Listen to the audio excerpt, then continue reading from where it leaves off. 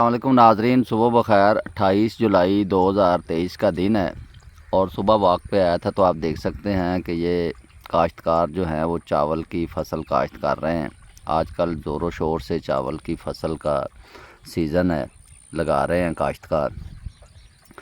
आपसे आज जो बात होनी थी वो इस मौजू पे होनी थी कि हर अदारे ने तकरीबन अपनी अपनी तौहीन का जो है वो पार्लियामेंट से कानून पास करवा लिया है। कल आपने देखा होगा कि सेनेट से कानून पास हो गया है कि पाक फ़ौज के ख़िलाफ़ बोलने वाले या उसकी बदनामी का बायस बनने वाले या इस तरह का कोई कानून पास हुआ है, 5 साल कैद है और लाखों रुपए जुर्माना भी है। इससे पहले भी पाकिस्तान में आपने तौहीन अदालत का जो जजेस साहबान हैं उनको प्रोटेक्ट करने के लिए कानून है कि उनके ख़िलाफ़ कोई बोले तो उनके ऊपर तौहीन अदालत का केस हो जाता है। और फिर हमारे जो पार्लियामेंटेरियन हैं, जो सूबाई असम्बली के या कौमी असम्बली के या सेनेटर हैं, उन्होंने भी अपना एक कानून पास कर लिया है कि अब अगर कोई उनके ख़िलाफ़ बोलेगा या बात करेगा तो उन्होंने तो कानून ही एक ना बड़ा स्पेसिफिक बना लिया अपने लिए कि उनका जो उनके ख़िलाफ़ बोलेगा, जो बात करेगा, उनका तो केस भी उधर पार्लियामेंट में ही चलेगा। यानी कि वो खुद ही पर्चा करवाएंगे। वो उनके पेटी भाई जो हैं उधर से 2 को MNA या सेनेटर वो जज होंगे और वही फ़ैसला करेंगे जी 6 माह तक इसको जी इसने जी फ़लाँ सहाफ़ी ने या फ़लाँ ने फ़लाँ पार्लियामेंटेरियन के ख़िलाफ़ बात की थी, इसको जी 6 माह के लिए जेल में डाल दें और लाखों रुपए जुर्माना भी उसका हो सकता है। उसमें ये भी है। यानी कि मेरा आपसे आज बात करने का मकसद ये है कि ये सब ने अपने अपने जो तौहीन के या अपने अपने ऊपर तनकीद करने के लिए, दूसरे बंदों को डराने के लिए कि कोई तनकीद ना करे, कानून पास कर लिया। लेकिन ये जो आम आवाम है, ये जो आपके सामने ये चावल लगा रहे हैं या काश्तकार हैं या बाकी आम आवाम है, मज़दूर हैं जो सारा दिन काम करते हैं, इनकी तौहीन का कोई कानून नहीं है, कोई यानी कि इनके ऊपर नहीं है। इनको कमी कमीन समझा हुआ है, इनको जो मर्ज़ी करे कोई, यानी कि ये जो जिन्होंने अपने लिए कानून बनाए हैं ये इनको जैसे मर्ज़ी रगड़ा लगाएं।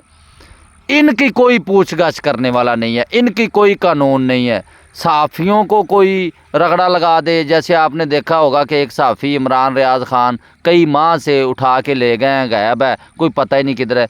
यानी कि इनका कोई कानून नहीं है। ये जो पार्लियामेंटेरियंस या बड़े बड़े ब्यूरोक्रेसी के अफसर इस आम आवाम की तौहीन करते हैं कि इधर हमें तो यूनिट लगा दिया जी 500 रुपये का बिजली का और ख़ुद ये मुफ्त बिजली इस्तेमाल कर रहे हैं।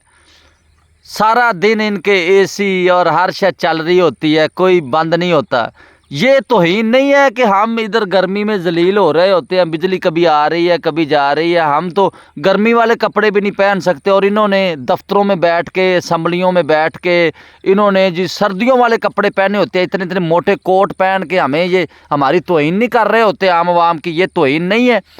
और ये इन्होंने सर्दियों में सरकारी खर्चे पे हीटर चला चला के उधर सर्दियों में इन्होंने गर्मियों वाले कपड़े पहनने हैं, गर्मियों में इन्होंने सर्दियों वाले कपड़े पहने हुए होते हैं। जब हम इनको आम आवाम TV के ऊपर देखते हैं तो ये आम आवाम की तौहीन नहीं है ये जो हमें सारा दिन करते हैं? क्या ये आम आवाम की तौहीन नहीं है कि जब ये गन्ना हमसे लेते हैं 5 रुपये किलो और बाद में चीनी हमको उसकी बना के देते हैं 150 रुपये किलो?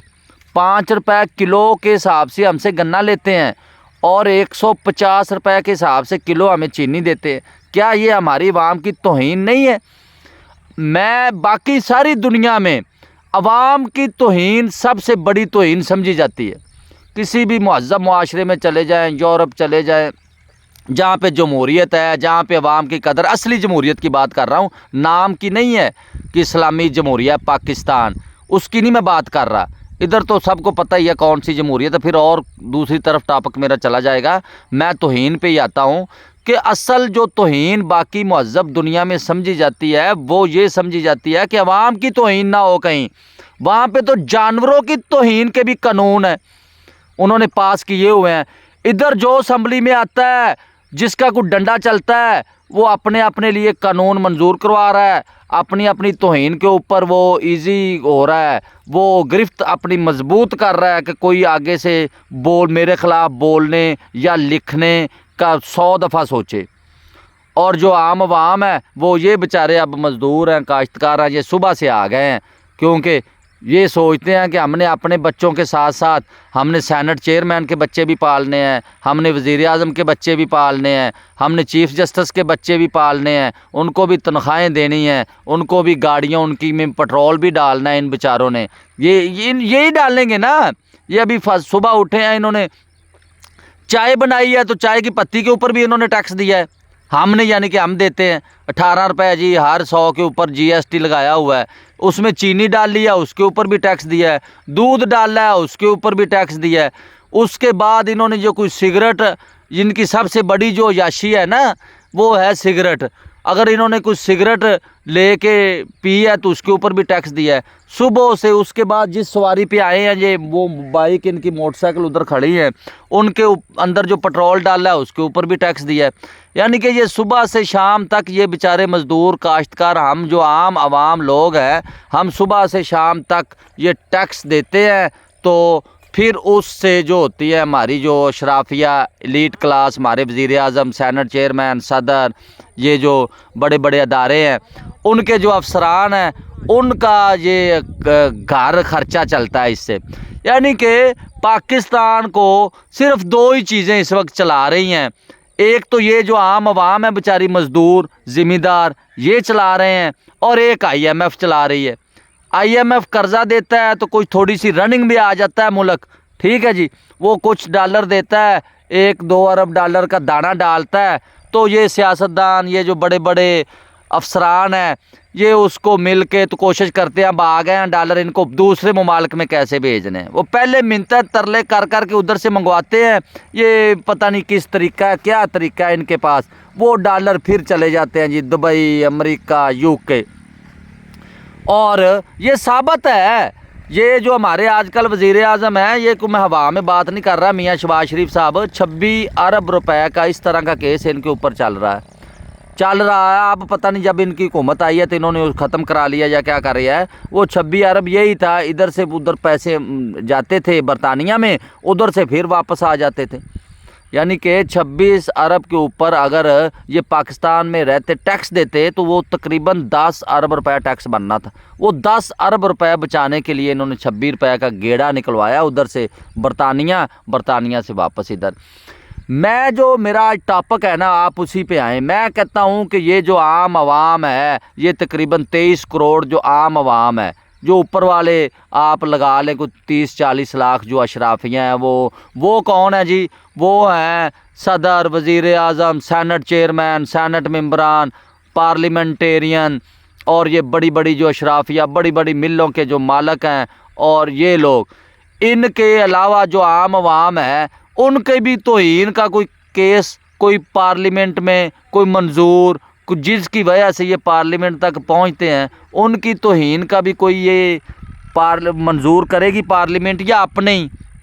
ابھی کل ایک قانون پاس ہوا ہے سینٹ میں، تو وہ سینیٹر جو ہیں وہ رضا ربانی اور 1-2 اور وہ فوج کی میرا خیال میں والا جو میں کہہ رہا تھا، ان کے اوپر جو تنقید یا ان کو بدنامی کا باعث بننے والے ہیں، ان کے لیے تھا، تو وہ اٹھ کے چلے گئے، واک آؤٹ کر کے چلے گئے۔ وہ کہتے ہیں جی ہمیں بتایا ہی نہیں، انہوں نے اندر ہی پاس کروا لیا ہے۔ یار ایسے ہی کوئی ایک اندر ایک قانون ایسا پاس کروا لیں، چھپا کے یا ایسے ہی فائل میں اندر لگا کے، جس میں یہ جو عام عوام ہے بیچاری، اس کی کوئی عزت کے بارے میں سوچا گیا ہو، کوئی یہ قانون ہو کہ بغیر سوچے سمجھے اس طرح مہنگائی نہ کی جائے، کوئی ایسا قانون ہو کہ راتوں رات بیٹھ کے وزیر اعظم یہ اعلان نہ کر سکے جی پٹرول 160 سے جی 200 روپے ہو گیا ہے۔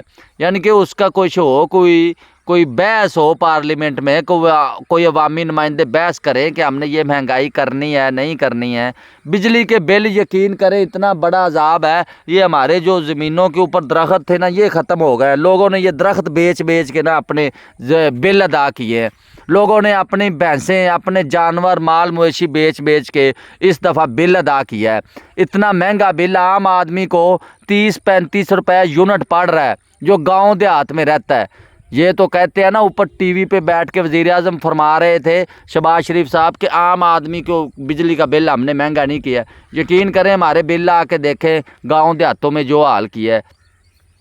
ان کا کوئی عوام کی توہین کا، یہ جو بڑے بڑے ادارے افسران اور پارلیمنٹیرین کر رہے ہیں، یہ جو ابھی یہ عوام کی توہین نہیں ہے کہ عوام کے پاس تو بجلی کے بل دینے کے لیے پیسے نہیں ہیں اور انہوں نے اے سیز ڈی سیز اور ان کو کروڑوں روپے کی گاڑیاں نئے ماڈل کی پھر دے دی ہیں۔ کیوں جی؟ اگلی گاڑیوں کو کیا ہو گیا تھا؟ کیوں وہ بھی دوبارہ خزانے میں بیچیں گے نہیں؟ وہ جو پچھلے سال دی تھی وہ جی اس سے نیچے والے افسران کو دے دیں۔ مثال کے طور پہ اگر جو ڈی سی کو نئی گاڑی دی ہے تو ڈی سی والی جو ہے وہ اس کے اے ڈی ایل آر کو یا اس کے پی اے کو دے دیتے ہیں جی۔ یہ بندر بانٹ لگی ہوئی ہے۔ یہ ملک کس طرف جا رہا ہے؟ جس طرح ان کے شاہی خرچے ہیں، جس طرح ان کی یہ کابینہ آپ سوچ لیں بھی 1 سال 1.5 سال کے لیے حکومت آئی ہے تو 100 وزیر لگا دیے ہیں جی۔ تجربہ کار وزیر اعظم شہباز شریف نے، پھر کہتے ہیں جی یہ تجربہ کار بہت ہے جی۔ ان میں سے آدھوں کو قلمدان ہی نہیں ملے، محکمے ہی نہیں ملے، صرف فری میں پروٹوکول تنخواہیں آج تک لے رہے ہیں۔ یہ تو ہماری حالت ہے۔ تو جب نیت ہی یہ ہے تو وہ پھر ملک آگے کیسے جائے گا؟ ملک آگے جاتا ہے جمہوریت سے۔ سب سے پہلے اگر ملک کو آگے لے کے جانا ہے تو اس میں حقیقی جمہوریت پیدا کریں۔ حقیقی جمہوریت جیسے اگر آپ کو کچھ نظر نہیں آتا، یورپ امریکہ دور ہے نظر نہیں آتا، یہ ساتھ بالکل ہمارے بارڈر کے ساتھ بارڈر ہے، اور پنجابی چ اسی کہنے ہیں ساڑی وٹ دے نال وٹ ہے، بننے دے نال بننا ہے۔ آپ ہندوستان کو دیکھ لیں، وہاں پہ جمہوریت ہے، وہ کہاں سے کہاں پہنچ گیا ہے۔ ان کی ترقی دیکھ لیں، ان کی سوچ دیکھ لیں۔ وہ 600 ارب ڈالر ان کا زر مبادلہ پڑا اس وقت بھی، صرف ایکسپورٹ سے وہ کماتے ہیں 600 ارب ڈالر، اور ہمارے خزانے میں 6 ارب ڈالر بھی نہیں ہے، وہ بھی رو رو کے منگ پن کے انڈیاں گوانڈیاں کو رکھا ہوا ہے۔ کو خدا کا خوف کرے۔ اس طرح آپ اس ملک کو کب تک چلا سکتے ہیں؟ کب تک یہ بدماشی آپ کی چل سکتی ہے؟ صرف اس کی ایک ہی ترقی ہے، ایک ہی ترقی کے ہر ملک کا راز ہے کہ وہاں پہ جمہوریت ہوتی ہے، عوام کے فیصلے سے حکمران آئے، عوام جس کو لے کے آئے وہ اپنے 5 سال پورے کرے اور چاہے۔ ابھی 2018 میں عوام نے ووٹ دیا جی عمران خان کو، سب سے زیادہ 1,80,00,000 ووٹ دیے عمران خان کو۔ اب عوام نے تو اپنا فرض ادا کر دیا 5 سال اس کو حکومت دے کے، اور وہ عوام کو بیچاری کو کیا پتا تھا کہ ان کا جو فیصلہ ہے اس کو بلڈوز کر دے گا۔ امریکہ کا ایک حکم آیا جی، چلو جی اس کو اتار دیں، صرف ایک حکم، 1 لائنر، کہ جی عدم اعتماد کے ذریعے اس کو ہٹا دیں بس۔ وہ ادھر سے جی شروع ہو گیا کام چند ہی دنوں میں۔ جو اتنا مقبول لیڈر اتنے ووٹ لے کے آیا ہے، ایک امریکی حکم کے اوپر وہ گھر چلا گیا ہے، اور پھر بھی چین نہیں آیا۔ 180 پرچے اس کے اوپر دے دیے ہیں، پتہ نہیں کیا کچھ فیرنگ اس کے اوپر ہو گئی ہے، فیر اس کو لگ گئے ہیں، لیکن ابھی بھی اس کا پیچھا نہیں امریکہ چھوڑ رہا۔ یعنی کہ امریکہ جو ہے وہ اپنی دشمنی جو ہے وہ قبر کی دیواروں تک نبھاتا ہے۔ یہ تو ہم نے بھی دیکھا ہے، یہ تو ہم نے ذوالفقار بھٹو کے کیس میں بھی دیکھا تھا، جب ان کو ہنری کسنجر نے کہا تھا کہ ہم تمہیں مثال بنا دیں گے، تو ایک جھوٹے پرچے کے اوپر اس کو پاکستان کے نظام سے ہی پھانسی لگوائی امریکہ نے۔ وہ خود نہیں آتا، وہ یعنی کہ اپنا بدلہ بھی لیتا ہے اور بدنام بھی اس ملک کو ہی کرتا ہے۔ آپ نے دیکھا وہ لیبیا میں معمر قذافی، اس کا بھی اس کی عوام کے ذریعے اس نے قتل کروایا، یعنی کہ اس کے نظام کو بھی بدنام کیا۔ عراق صدر صدام، شام کا کیا حال کر رہا ہے؟ وہ تو حافظ بشار الاسد جو ہے وہ روس اس کے ساتھ ڈٹ کے کھڑا ہے، تو وہ ابھی تک بچا ہوا ہے۔ یعنی کہ یار اب ہم عوام کو بھی سوچنا چاہیے کہ ہمیں کسی بھی غیر ملک کی مداخلت برداشت نہیں کرنی چاہیے۔ ہم مسلمان ہیں الحمدللہ، ہمارا یقین ہے کہ جو روزی ہے اور زندگی ہے، جو موت ہے، وہ اللہ کے ہاتھ میں ہے، امریکہ کے ہاتھ میں نہیں ہے۔